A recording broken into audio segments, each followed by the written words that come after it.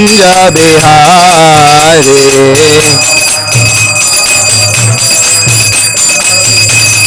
जय राधा माधव कुंज बिहारी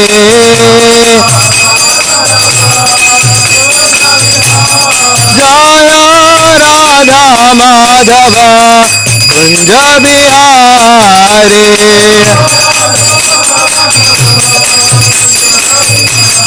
जय राधा माधव कुंज बिहारी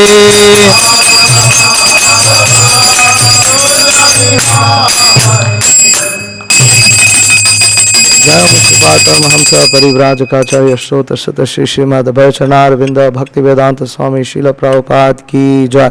श्रीमद् भगवद गीता की जय। All glories to the assembled devotees, Hare Krishna. All glories to the assembled devotees, Hare Krishna. All glories to the assembled devotees, Hare Krishna. All glories to Sri Guru and Sri Gauranga.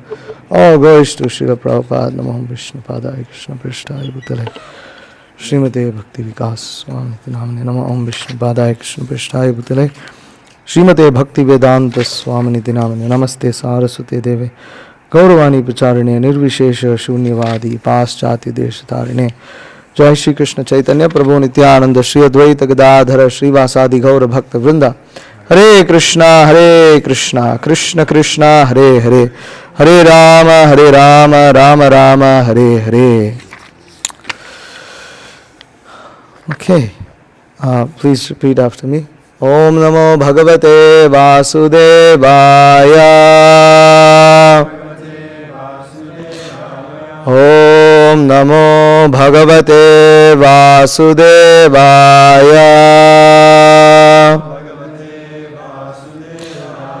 Om Namo Bhagavate Vasudevaya.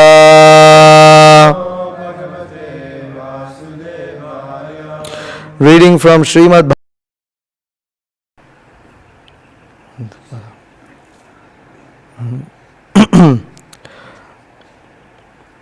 Antavat tu phalam tesham tat bhavati alpamedhasam devan devayajaha yanti mad bhaktaha yanti mam api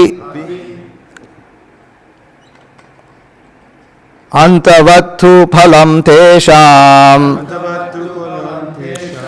तद्भवत्यल्पमेधसां देवान् देवयजो यान्ति मद्भक्ता यान्ति मामपि अंतवत्थु फलं तेषां तद्भवत्यल्पमेधसां देवान् देवयजो यान्ति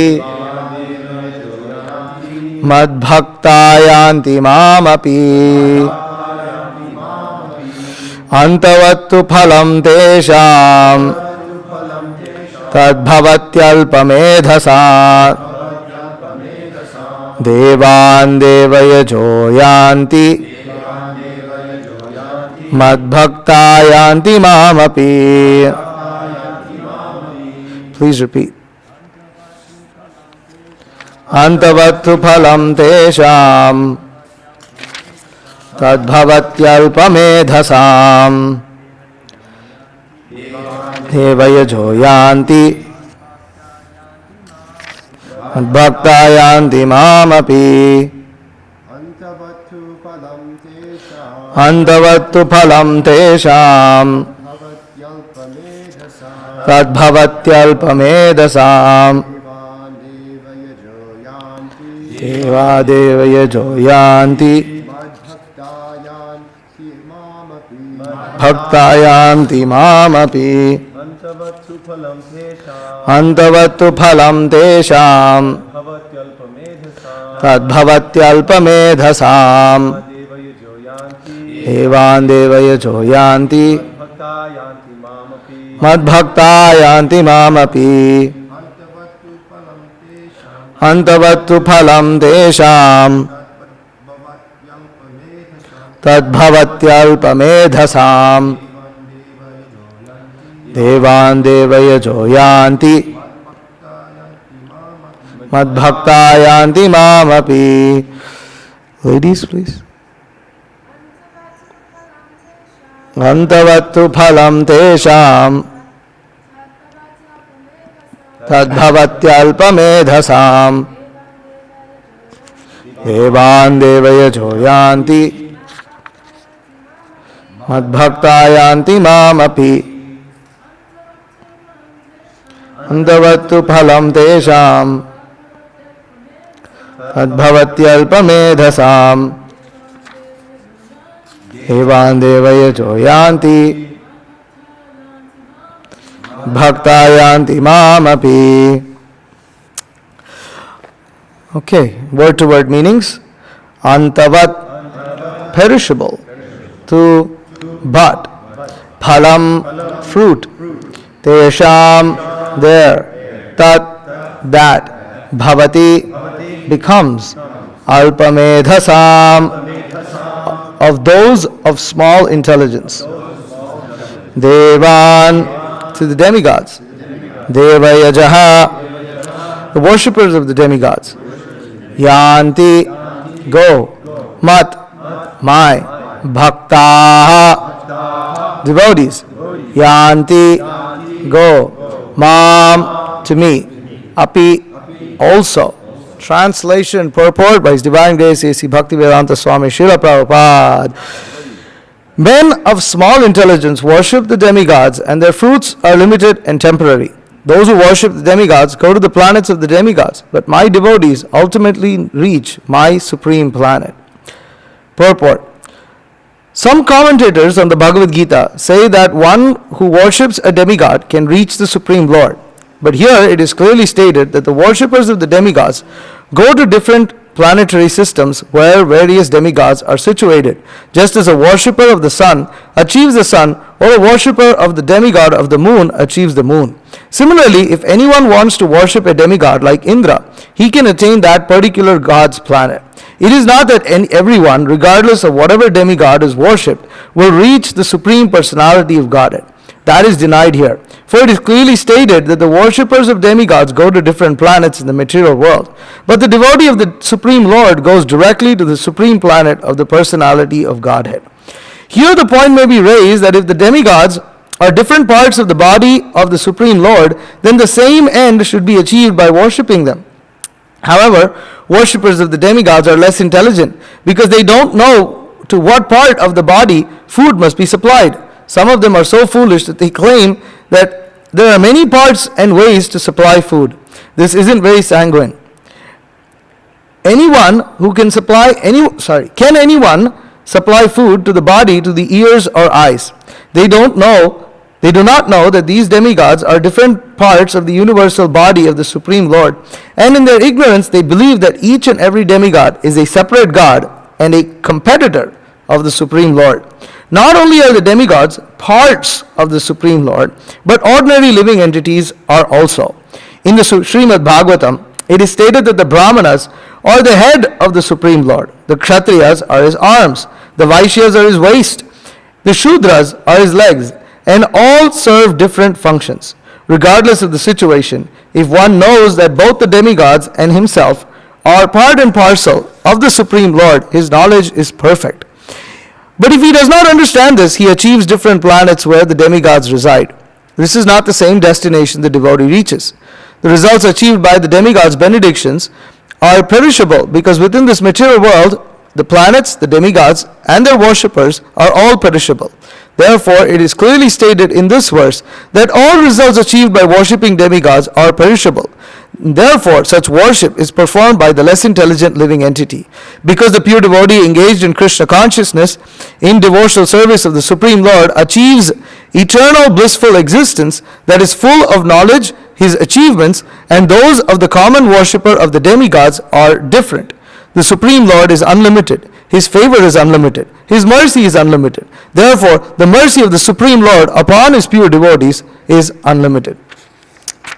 Om Ajnanatimirandhasya Jnananjana Shalakaya Chakshurunmilitam Yena Tasmai Shri Gurave Namaha Shri Chaitanya Manobhishtam Stapitam Yena Bhutale Swayam Rupa Kadamahyam Dadati Swapadantikam Vandeham Shri Guru Shri Utaf Padakamalam Shri Gurun Vaishnavamscha Shri Rupam Sagar Jatam Sagana Raghunathan Vitam Tam Sajivam Sadhvaitam Savadhutam Parijana Sahitam Krishna Chaitanya Devam Shri Radha Krishna Padan Sagana Lalitha Shri Vishakhan Vitamscha He Krishna Karuna Sindho Deenabandho Jagatpate Gopesha Gopika Kanta Radha Kanta Namostate Tapta Kanchana Gaurangi Radhe Vrindavaneshwari Vrishabhanu Sute Devi Pranamami Hari Priye Vancha Kalpatarubhyascha Kripa Sindhubhyevacha Patitanam Pavanebhyo Vaishnavebhyo Namo Namaha Jaya Shri Krishna Chaitanya Prabhu Nityananda Shri Advaita Gadadhara Srivasadi Gaura Bhakta Vrinda Hare Krishna Krishna Krishna Hare Hare Hare Rama Rama Rama Hare Hare Antavattu phalam tesham tadbhavatyalpamedhasam devan devaya joyanti madbhakta yanti mamapi. Men of small intelligence worship the demigods and their fruits are limited and temporary. Those who worship the demigods go to the planets of the demigods, but my devotees ultimately reach my supreme planet. So, we were discussing last week this about faith. Now, this chapter of the Bhagavad Gita is called as knowledge of the absolute. And knowledge of the absolute, in this chapter, we get to understand who God is, what and how He is attained. This is this chapter, the subject of this chapter. And we were analyzing about faith because we understood, last week we discussed about how every living entity, whoever that might be, is actually made of faith. It is not possible to exist without faith. Why is it not possible to exist without faith? Because even to sit on this ground, you need to have faith that this building is not going to collapse. In fact, so this is an old church. It was built in 1947. And when we purchased it, it was later we realized that the city doesn't have any files related to this building, because it was built before the city had a department of buildings and issued building permits, etc., etc. This was built at a time when these building codes didn't exist. So obviously the people who built this had some kind of architectural plans, an electrical plan, a plumbing diagram, etc. But we don't know where that is, and neither the city knows it. So we really don't know who built this building, and we really don't know how they built it. But here we are, standing on this, jumping, walking, with the faith that it won't collapse. If the ceiling collapsed on our heads, it's most likely, it will be quite unlikely that we might survive. But it requires some level of faith. And in fact, if you analyze like this in our lives, we will realize that actually we are conducting our lives primarily on the basis of faith on so many things that we just cannot verify. You go buy something from a restaurant. It's a reputable restaurant and they have good hygiene standards, so you have reasonable faith. Now, can a particular employee of that restaurant manage to add some poison to the food to kill someone? Yes. Can a pilot, you buy a ticket on an airlines, these are reputable commercial airlines, and they've flown so many planes, but can a particular pilot decide to drive that plane down to the ground? Yes, he can. Have there been pilots who have done those things? Yes, sir. Yes, ma'am. It's possible, right? But we're having faith. Well, okay. And interestingly, what would you think is the primary reason why some pilots drove? Among those pilots that decided to crash the plane, what was the primary reason? that they crashed the plane? Huh? No faith? The pilots? They know how to drive. They know how to fly that plane. Huh? No faith in, no. I mean, they could have easily made that plane reach the destination, but they chose not to do so. They went crazy, but why? Huh? Depressed. Actually, it's less so that they had some agenda. Like, it's less so that you will find cases of pilots having a motivation like to attack or hurt or destroy something and run that plane into the ground. But in most cases, they did so because of their own personal reasons. They just decided to take it out like that, and all the 200 or plus passengers, bore the brunt of it. What does that mean? You also have faith that the pilot isn't having a bad day, or maybe took his meds or whatever. I hope pilots aren't on meds. Okay, we don't know. I don't know the regulations, what they are, but there's a lot of people who are depressed and upset in this world today, and pilots are no exception. So, but we have faith. Most of the planes looks like they're landing. We're in Atlanta, where you have the world's busiest airport, and all the planes are landing. So I can also fly, and I think I'll get to my destination. This is a level of faith, because you can't. If you actually want to verify this, you have to do a lot of research. You have to go into it. So, and then we also saw how ultimately that faith is also based upon desire. That based upon one's desire that one has, the quality of one's faith becomes manifest. So, depending on one's desire, if one desires a particular thing, then he has to place faith in a particular thing to be able to obtain that result. And this is the reason I'm getting to this point, because it has a relationship between worshipping demigods. And today's subject matter is primarily going to be about polytheism versus monotheism, and then, of course, atheism. So this is, what is polytheism? What is monotheism? These words are thrown around. So, we have to understand that the way the world works is that people place some level of reasonable faith in something, and upon placing reasonable faith in something, most of the time, they do get results from that, if the faith is relatively reasonable. There has to be some kind of level of understanding, at least minimal, to the extent that so many people have done it and they've got result. Therefore, if I do it, I'm going to get it, even if I don't understand exactly how it's working. If I place faith in this, I'm going to get it.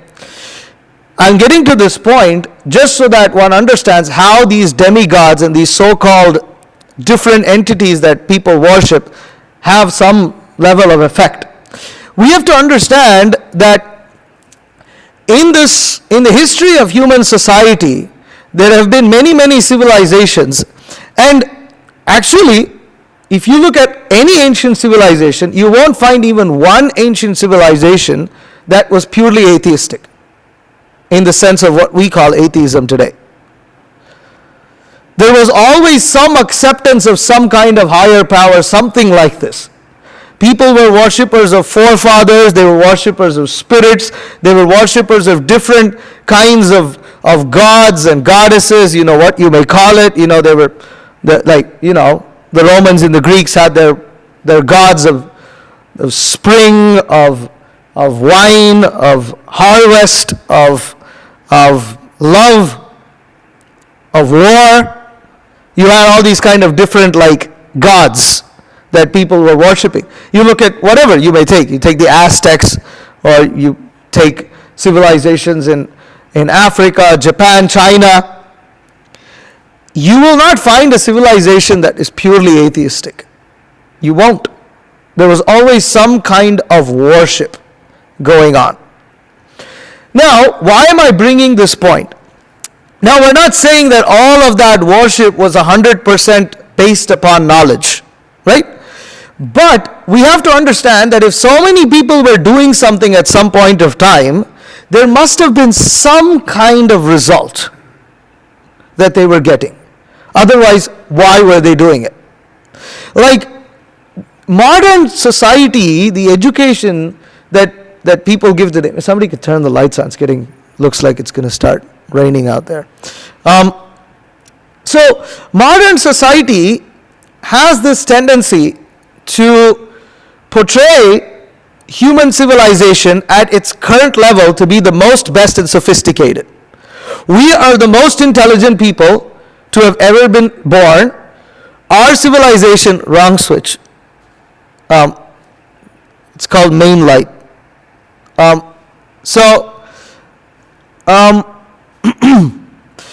Human civilization today, they think that, we're the smartest people. The way in which we govern is the best. We have the best practices in society today. We enjoy the most. Nobody enjoys as much as we do. We are, what else? We're the most educated, we know the most. We have the most military strength that we've ever had, Means we've become so sophisticated that we can wipe out a lot of people in one go. Somehow, that's considered to be great, Okay. Again, the problem with this, and is this based upon any scientific theory? No? No, they do have some kind of reasoning. What is that? According to them, due to Darwin's evolutionary theory, we're supposed to be the most evolved human beings. We're supposed to be the most evolved people, according to Darwin's evolutionary theory, which in itself is still a theory because it can't be proved yet. And it can't be proved because the fossil record with which they based upon that theory is actually having so many problems. So many problems. The more you dig into it, the more problems you get, not answers. And that's a whole other subject matter, which I won't get into. But they have proposed theories, like Darwin's theory, upon which they place faith, because you have to place faith to think that there's actually a evolutionary system where life didn't exist at one point of time, and life is born from chemicals, and we are all nothing but a bunch of chemicals. There's nothing higher to us than a bunch of chemicals. And all the feelings, emotions, and everything that we got going on is some neurons and some electrical signals and a bunch of chemical reactions that are happening in our body, nothing else. Therefore, if we inject a bunch of chemicals into you, you will be happy. This is also faith, because there's so much counter evidence and data to disprove this, that this is not true.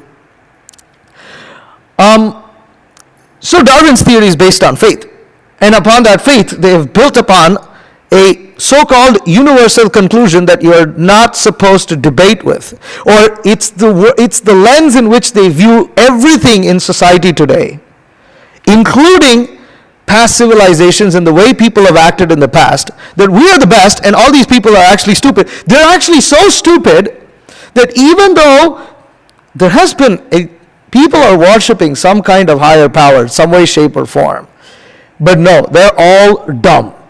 They're all absolutely dumb. They were all completely stupid.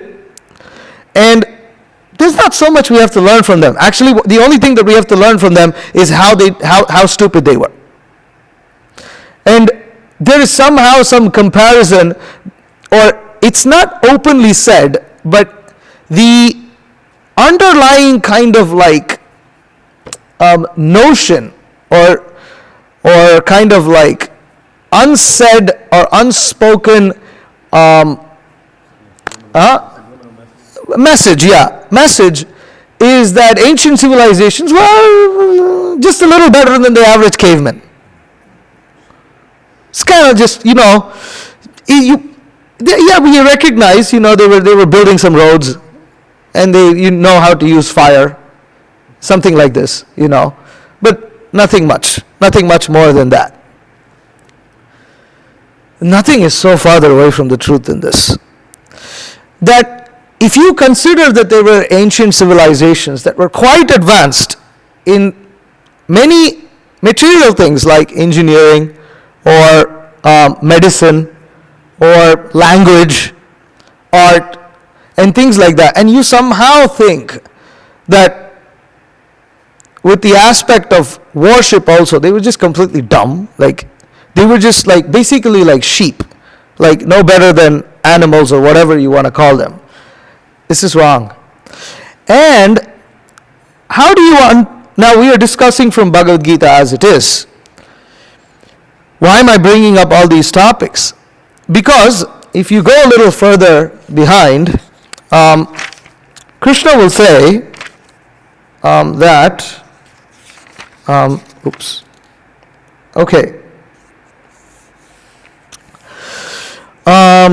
text 21 and 22. So go to text 21. So he says, I am in everyone's heart as the super soul. As soon as one desires to worship some demigod, I make his faith steady so that he can devote himself to that particular deity. Next verse.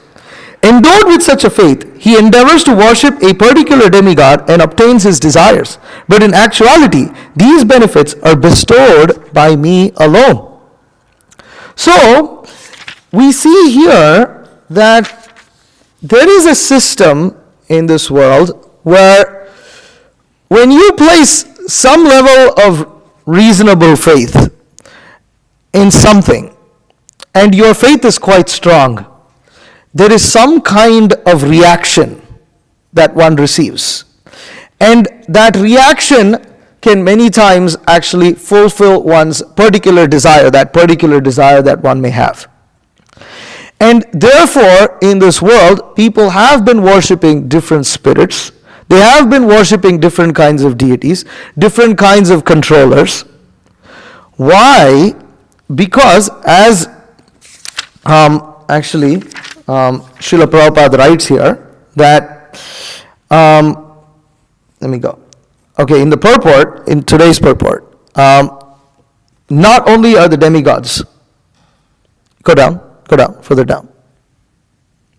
Not only are the demigods parts of the Supreme Lord, but ordinary living entities are also. So, this universe is populated.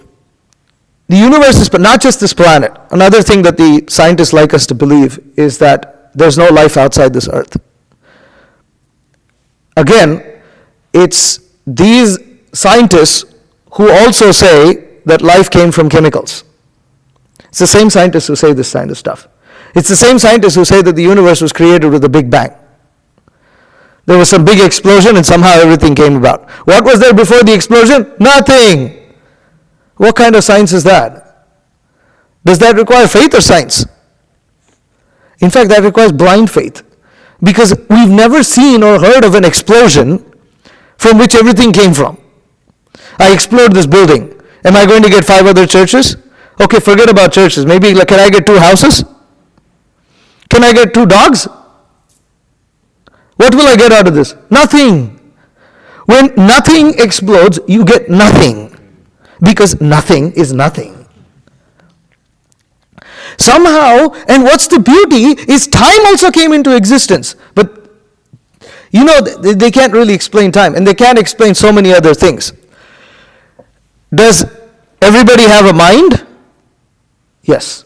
Do animals have a mind? Yes. What is mind? Anybody knows? Everybody uses this word. My mind. My mind. Anybody seen a mind? I don't see the mind. And when I break open a skull, I don't see the mind either. So the mind doesn't exist because I don't see it. Who will accept this? Who will accept? The mind is there. The mind is there. And my mind can influence your mind. If you walk into a room of people who are laughing and joking at the top of their voice, that they're really laughing, you tend to kind of laugh along with them, even though you don't know what's going on. And if you walk into a room where everybody is really like depressed and everybody is very anxious about something, you feel it in the air, right? But nothing's in the air. It's still oxygen, still whatever chemicals that are floating around. It's still the same thing. What is that? What is the mind? People don't know. Scientists can't explain. Scientists say, you read in psychology, people say, it's basically the mind is a combination of certain memories, and the memories are stored in different parts of the brain. But even if I forget things, I still have a mind. But he can't explain these things. What is intelligence? IQ level? Not really. We were talking to some people who were taking care of cows in a farm, in a Hare Krishna farm in New Talavan. And they were explaining there are certain breeds of cows, and there's one breed of cow called the Gir cow. It's also called the Brahman cows. It's interesting they call them Brahmins. It's called the Brahman cow because it's very intelligent. And he was like, you know what? Better not to get those breeds of cows. It was like, why? Because they often tend to outsmart you.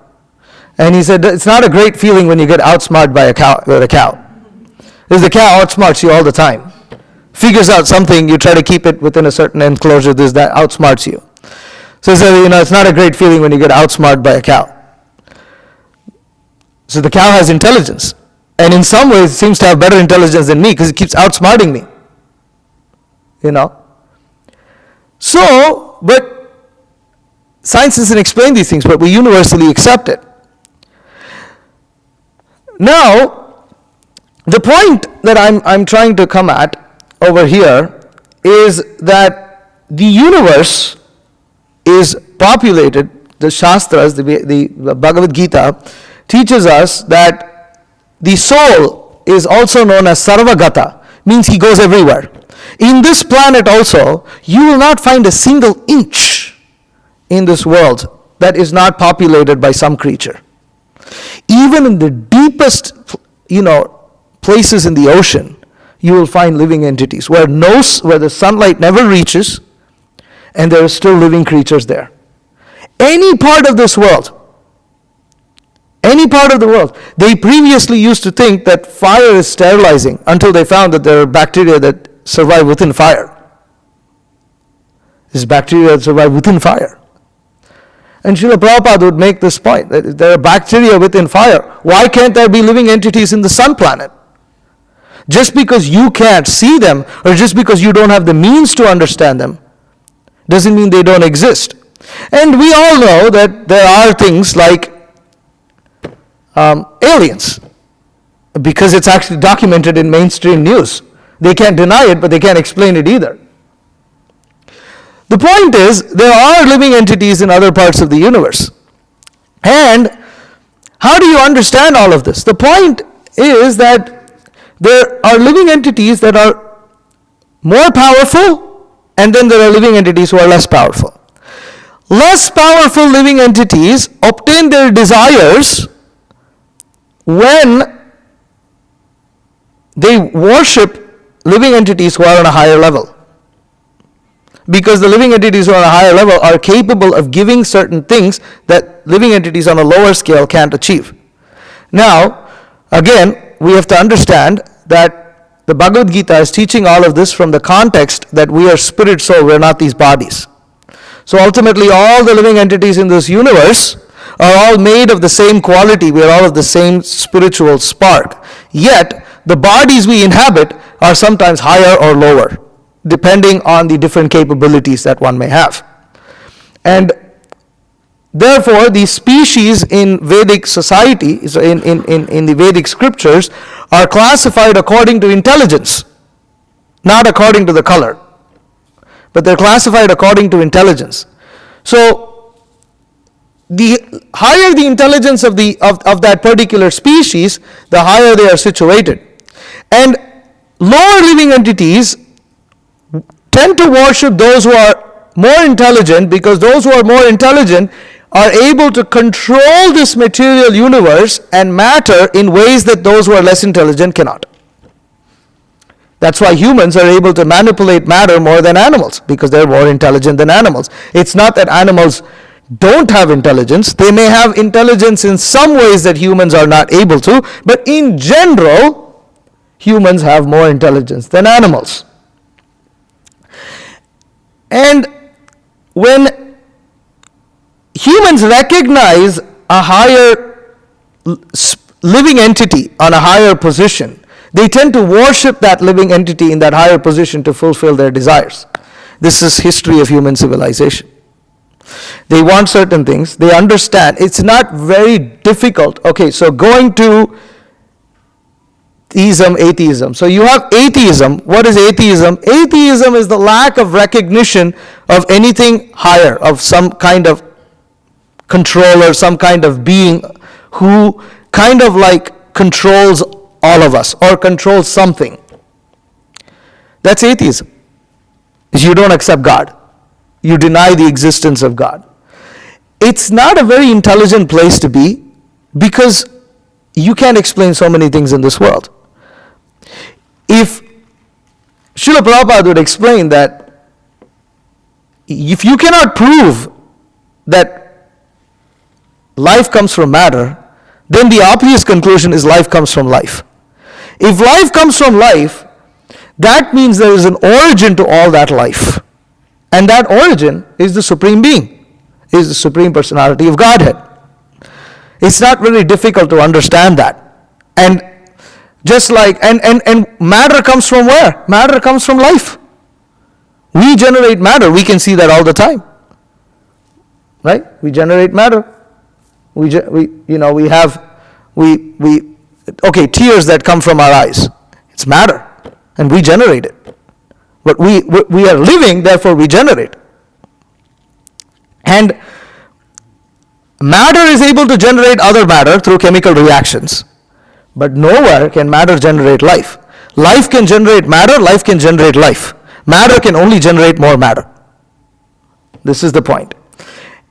Therefore, when one recognizes that there is a higher power, then you come into the realm of theism.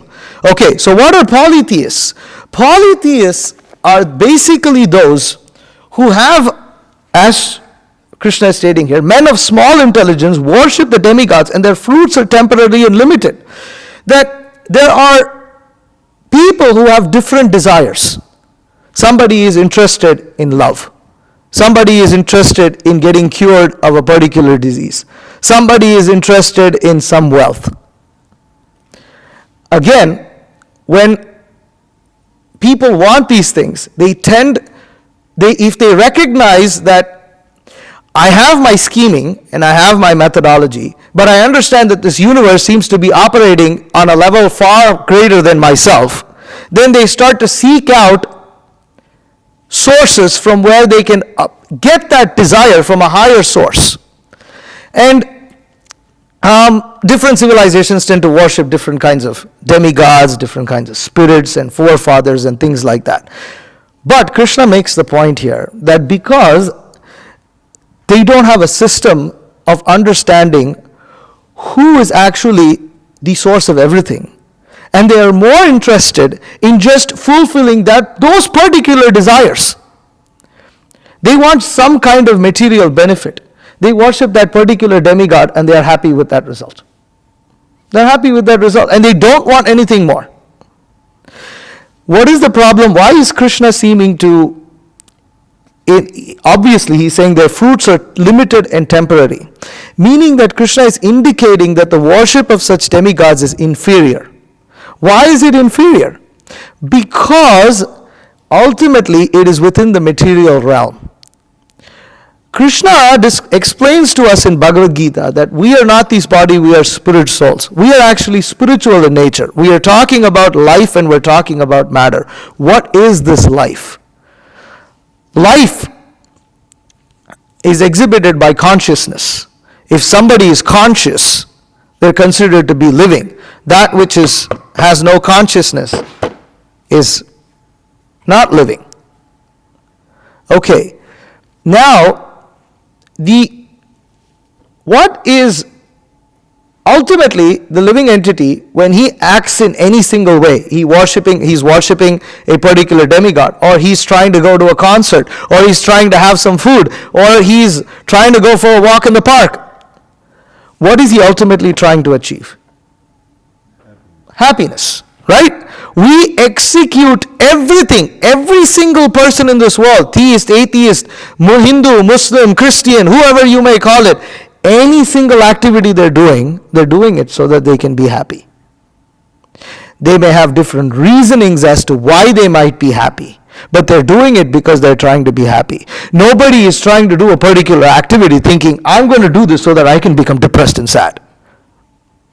I'm going to do this because I want to be sad. Nobody's doing that. Nobody's doing that. Even the masochist, right, who's inflicting harm upon himself, he finds some kind of perverted pleasure in that. That's why he's doing it. It's perverted because you end up with more suffering than whatever little pleasure you're getting. And therefore, the Bhagavad Gita explains that ultimately we are pleasure-seeking entities. And we're not expected to change that. The problem is that some people think that, or there's some systems of religion where they try to curb that. That's not what Bhagavad Gita is teaching us. Bhagavad Gita is teaching us to turn our direction. We are seeking this pleasure from that which is temporary. Because matter is temporary in nature. The body perishes, but we don't die. We don't die when the body dies. We are eternal. We continue to live on. And the Bhagavad Gita explains that if we don't perfect our spiritual understanding, or we don't achieve perfection, then we take upon another material body. Why do we take upon another material body? Because we have some other material desire that we want to fulfill. For the spirit soul to fulfill certain material desires, it accepts a particular material body, so that we can fulfill a particular material desire. The problem with the material desire is that it is temporary. We can earn a lot of wealth, but that wealth is also temporary. Why is that wealth temporary? Because wealth is accessible at the max till we're alive. Once we die, we can't take any of that wealth with us. Okay? But then even the other kinds of pleasures that we seek in this world, whatever we may seek through matter, whatever is material is ultimately temporary. Now, those who are small intelligence, as Krishna states over here, men of small intelligence worship the demigods, and their fruits are limited and temporary, because these people claim that there is nothing wrong with me taking temporary results. They fail to recognize that ultimately, at the bottom of everything, the living entity will face dissatisfaction, because ultimately we are pleasure-seeking entities and we are eternal, and the benefits that we are seeking are temporary. When the benefits we seek are temporary, the solutions are temporary and the feeling is temporary, but we are eternal, which means we live longer than those feelings, and we become dissatisfied. And Bhagavad Gita teaches us to understand who we are and accept and worship the source of who we are, which is the Supreme Lord, Supreme Personality of Godhead, Krishna, Bhagavan, the Absolute Truth, who is also eternal in nature. And that because we are eternal in nature and we are in this temporary abode, Krishna reveals to us that there is an abode which is eternal in nature, which is fully spiritual, which also has the variegatedness that we find in this planet, without the temporality of this material world. And that is a world where Krishna or God is in the center of everything, because the truth is actually God is in the center of everything, whether we accept it or not, because it's from whom everything came from. But in this world, we try to make ourselves the center of everything. Every living entity in his own scale is trying to make themselves the center of everything. And that is the disease that we have. And in this world, we are allowed to do that. God allows us to do that. You want to ignore God, you can continue doing so. Because Krishna doesn't force us to love him. That when you want to make someone the center of something, you can do it in two ways. You can do it either out of love, or you can do it by being forced to do so. When you live in an autocratic government, when you live in a dictatorship, that dictator tends to be the center of everyone's lives. If you look at places like North Korea, you'll see that it's mandatory for them to hang the pictures of the president, what do they call him? The president, the current president, his father, his grandfather, you have to hang them. And everywhere their picture is found, their photo is found. And but why? They try to make it sound like people love them. That's the image they throw out, is that actually people love them so much that they love keeping their photos everywhere. But it's forced. Everyone knows it's forced. And Krishna doesn't like that kind of forced worship. The Bhagavad Gita, in the Bhagavad Gita, we do not find a God who asks us to worship him out of fear. This is not a fear-based worship. It is not that you will get your desires fulfilled, you will go to heaven because you fear him. No. That kind of fearful worship is in the mode of ignorance. It's okay because they at least recognize someone who's higher than them. But Krishna doesn't like that kind of worship. And he doesn't demand that kind of worship either. But Krishna wants us to love him. And in order to love him, we have to be willing to understand and accept the process of devotional service, the process of accepting Krishna as the Supreme Personality of Godhead. I had a nice conversation with a student in Kennesaw State just this week. And he was saying, you see, you guys chant Hare Krishna, but I need to put some faith in Hare Krishna, or whatever you guys believe in, for me to experience anything that you're experiencing. I said, no, you don't. I said, why? How is it? I said, well, the faith that you are talking about is blind faith. That kind of faith is not what Krishna demands. He said, but I said, you have to place reasonable faith in anything to get something out of it. But what Krishna asks for is reasonable faith, not unreasonable faith. We have this book of 700 verses spoken by Krishna himself. And here is a scientific process. And I was trying to explain to him. I said, you don't have to have faith. Like, you don't have to have faith that Krishna is the Supreme Personality of Godhead when you chant this Hare Krishna Maha Mantra. Of course, if you have that faith, after you have read and that faith becomes reasonable, then yes, one gets the benefit of chanting fully. But Krishna, when you chant the Maha Mantra, it is a process.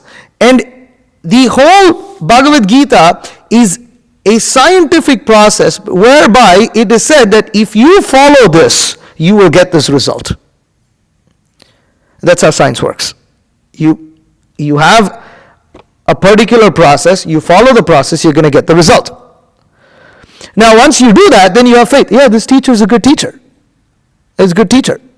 Now, when that teacher tells us certain things that we might not immediately be able to understand, we accept it. Why? Because at least the things they said in the past were true. So you take that. And that's reasonable faith. It's not unreasonable faith. Because there are things in this world that we don't know. We don't know everything. There are things that are beyond us. There are things that are beyond our understanding. They're beyond the capacity of our senses. How do we understand these kind of things? We require what is called reasonable faith. But that reasonable faith is not based upon fear. It is based upon love. Why is it based upon love? Because there is a scientific process whereby one follows something and you will feel a result. If you feel a result, you follow. That's all. And what is that scientific process? That scientific process is just like if I take baking soda and I take vinegar and I mix it, I'm going to have effervescence. Okay? Now, it doesn't matter whether I'm a Muslim or a Hindu or a Christian, or whichever part of the world I am in, I can mix these two and I can get effervescence. That's called science. Now, yes, when you go to school, you have to say that this is a teacher, and I have to at least wait until he explains something to me. And you have to have some level of faith there to just sit there and listen. Otherwise, you could just walk out of the school and never learn anything. Okay, but it's not blind faith. And the Bhagavad Gita, Krishna consciousness is such a process. Krishna consciousness, everything that we do, it may seem like it's religion, but it is not. It is not religion. It is actually a scientific process. It is a way of life, but it's not any way of life. It is a way of life that is based upon a very solid understanding of spiritual knowledge. And this spiritual knowledge is like your material knowledge. It has a very systematic way in which we can understand things. Just like if you want to become an engineer, there's a systematic way in which you become an engineer. You want to become a doctor, there's a systematic way. You want to be a lawyer, there's a systematic way in which you become a lawyer. Similarly, there's a systematic way in which you become a self-realized person. It's not some any Tom, Dick, and Harry comes and says anything, and anything goes. That, unfortunately, has what become a spirituality today. And so, polytheists are those who are interested in material things. They worship different demigods, whether they are part of the Vedic system or out of the Vedic system. They worship different kinds of spirits and different kinds of beings, and they obtain some results, but the results they will obtain are temporary. They won't get out of the cycle of birth and death. That cycle of birth and death, that liberation from all material anxieties is not possible by worshipping the demigods, because the result is temporary. And again, it's a big misconception. Like, we accept that there are demigods. That's because there are different controllers in this world. It doesn't just like you have a government. Yes, there are different departmental heads, and those departmental heads are powerful people. They can do a lot of things that you and I are not able to do. And similarly, in this universe, there are controllers of the wind. There are controllers of of air, of water, of so many things. Different parts of our body are controlled in the Vedic scriptures. It's described different parts of the body are controlled by different demigods. And by propitiating those different demigods, those different diseases or whatever can be cured. Of course, there are herbs and things like that, but still, sometimes one realizes that none of these herbs, none of these things are working. I'm not able to get cured. So then one tends to worship. But Krishna ultimately explains that, and he explains this in the previous verse, that he said that, text 22, he says, but in actuality these benefits are bestowed by me alone, because Krishna is the source of everything. And when we worship Krishna, the source of everything, when we actually understand who is the source of everything, and we worship him, then all our needs are automatically taken care. We don't have to separately worship any individual person. And that is the process of Krishna consciousness. And those who worship Krishna, as Srila Prabhupada concludes very nicely in the purport here, in today's verse, he says, the Supreme Lord is unlimited, His favor is unlimited, His mercy is unlimited. Therefore, the mercy of the Supreme Lord upon His pure devotees is unlimited. That even when one worships demigods, one may get one particular benefit out of them, but when there is another problem, then that particular demigod may not be able to help them. Their favor is not unlimited. Their favor is limited. And that limitation is felt by the worshippers. And there are so many instances of this, especially in the Vedic scriptures. And so, ultimately, by accepting the process of Krishna consciousness, we can understand how Krishna is the Supreme Personality of Godhead. We can understand how we are actually His eternal servants. We have forgotten Him. And our position of worshipping Him is actually the greatest position of joy and bliss, because that position is not the position of a slave to a fear-mongering master, but actually is the position of the beloved of the position of the lover to the beloved. And that Supreme Lord is kind, compassionate, magnanimous, extraordinary, wonderful. And how is He extraordinary? How is He wonderful? All these descriptions are there. What does He look like? What does He do? What's happening in that spiritual world? That's also there. What's happening in the other parts of this material world? That information is also given. This is all found in the Bhagavad Gita, but especially in the big set of books called the Srimad Bhagavatam. It's an 18-volume called the Vedic Encyclopedia. Everything about spiritual knowledge is found in those books. So this knowledge is there, and this knowledge is empowering, because Krishna is the source of all empowerment. I'll stop here. Hare Krishna. Is there any questions or comments? Please feel free to ask. Yes.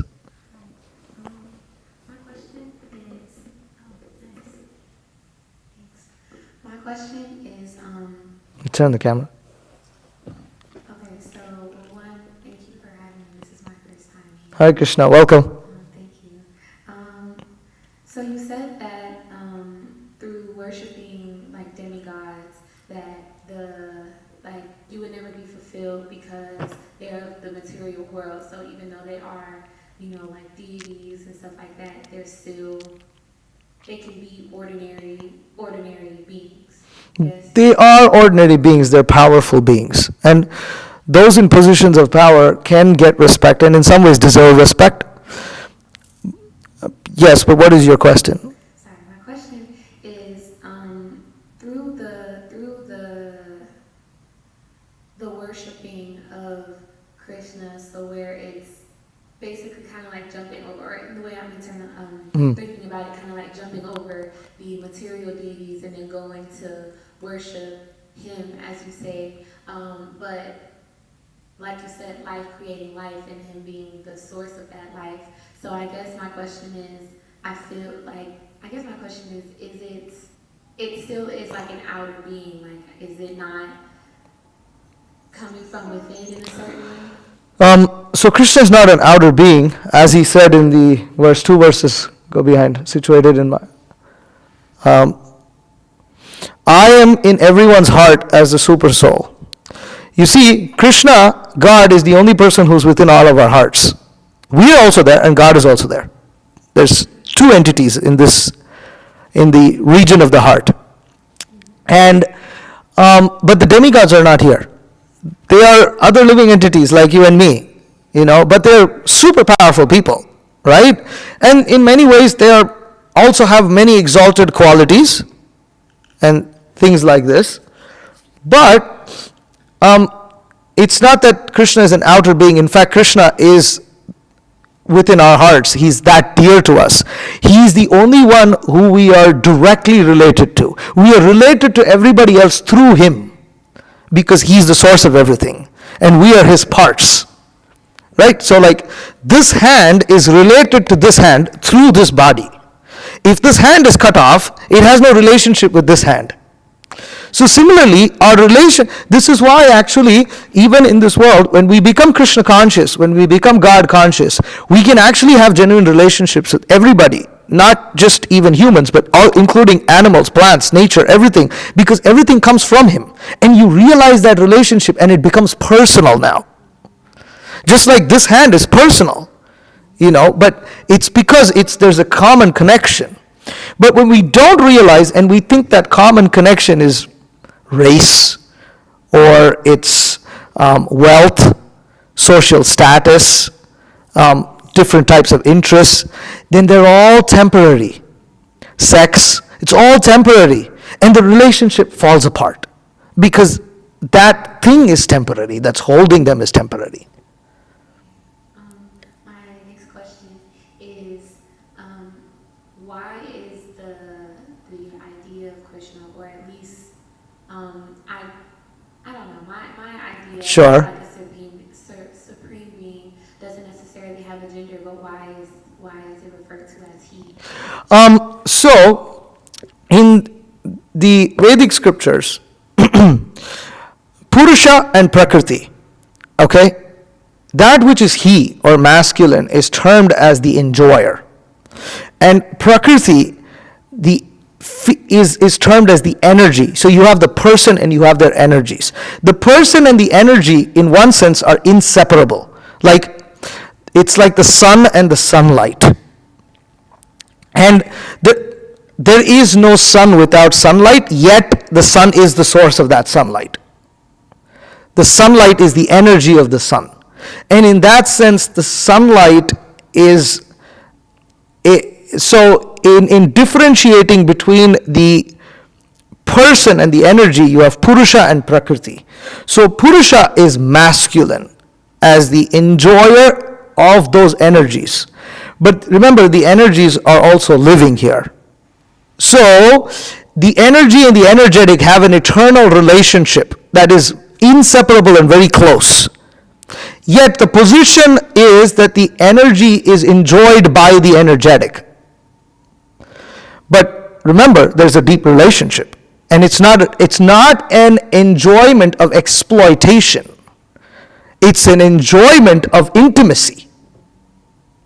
So, Krishna is actually the only real masculine because he is the actual source of everything and he's the actually only real enjoyer. And actually all the living entities, including all of us, are actually feminine in nature. All energies, material universe is feminine. All energies are feminine because they're all dependent on him. So the concept of male and female in the Vedic scriptures is very different to what we in our world refer to as male and female. So that word he is used because he is the only real masculine in terms of being the actual enjoyer and proprietor and controller of everything. So the concept of masculinity only really belongs to him. But he's not an exploitive, horrible kind of masculine. But actually, he's the most benevolent, the most compassionate, like that. Anything else? So just to clarify, Krishna would be the sun and the living beings of this Are like sunlight. It's an analogy. It's not that Krishna is the sun. Right. It's an analogy. Okay. Yeah. It's an analogy. So, and we are considered to be like the energy. So we are the energy, and we are parts and parcels of him. But just to get that idea that he is the whole, and we are parts of that whole. We are small wholes. We're complete because we're spiritual. We also are complete in ourselves, but our completeness is dependent upon his completeness. And when we forget our completeness because we forgot his completeness, because we can't consider ourselves complete if we forget his completeness. And therefore, when we forget that, we feel incomplete in life. And we're going around in this material world seeking to plug that incompleteness in different ways. But actually, that incompleteness is because of our lack of understanding of who we are and who we are related to. And the whole Bhagavad Gita is about reviving that eternal relationship with Krishna, with devotional service, which is called Bhakti Yoga, Krishna consciousness. So Krishna consciousness just means conscious of Krishna. My last question. So back to the masculine and the feminine, the enjoyer and the energy. Again, I guess just how I'm thinking about it, it seems as though the energy would have to be first to be enjoyed. But I think I'm just... The energy is to be enjoyed, but the energy also enjoys when in association with the energetic. The energy's full glory comes when it is associated with the energetic. And so that is the point here. It's not that the energy doesn't enjoy. Actually, if you go very deep into the science, the energy in some ways actually enjoys more than the energetic. This is quite inconceivable. This is very esoteric. It's a very deep subject matter. But we have to understand this from the context of love. When you understand it from the context of love, then you will see that there is the lover and the beloved. And the lover likes to be enjoyed by the beloved. But they are enjoying also. That's why it is very different. You have to understand this from a position of love, because the misconception is this is like the master and the slave, where only the master enjoys and the slave doesn't. So it's a very intimate relationship. Absolutely intimate and balanced, it seems. It's definitely very balanced. It's the most balanced thing in the world. Absolutely. Yeah, it's absolute. Yeah.